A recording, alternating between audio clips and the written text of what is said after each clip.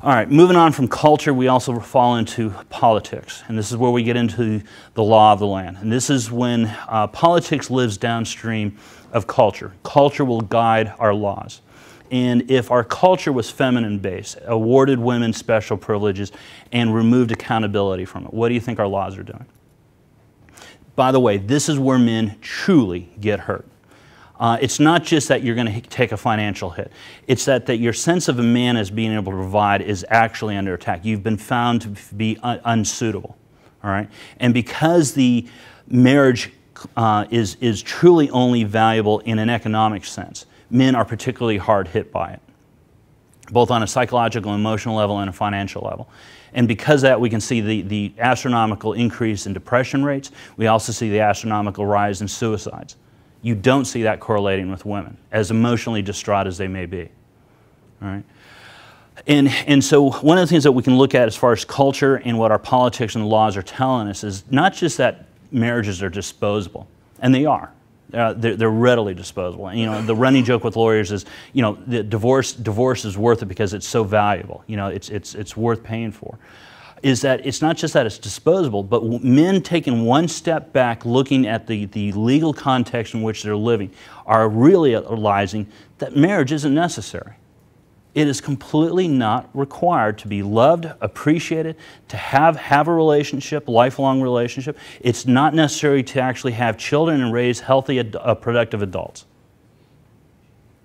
It's advisable for a number of reasons, and there are studies, but you're actually better off not getting married because you're better protected outside of the law than you actually are as men. And that's a scary thing. You know, we can look at the divorce statistics. The secondary case would be child custody. 80% of the time, women get custody. Even though as men, with higher EQ requirements, with a greater demand of your involvement in your child's life as a father, emotional development, you're expected to be there. Our courts in the last 20 years have not changed in the percentage of awardees of child custody, nor visitation. Gender rights have not kept up with the times. Right? We can also talk about alimony. If marriages are disposable at will, and marriage spousal support obligation end at marriage, what is the point of actually supplying additional financial incentives and also reserves as far as funding their lifestyles after marriage?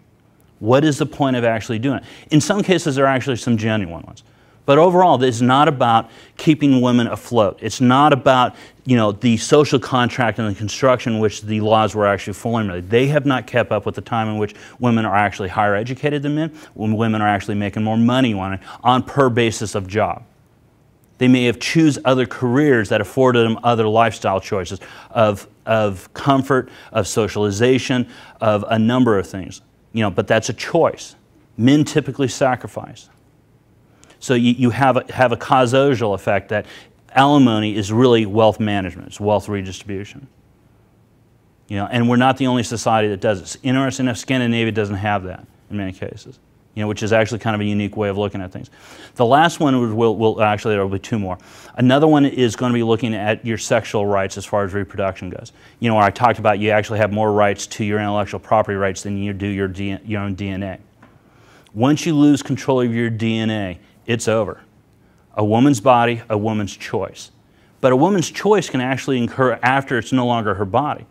Post-delivery of the child, she has the right to be able to sign away parental rights and financial support arrangements at will, be able to give the child up for adoption.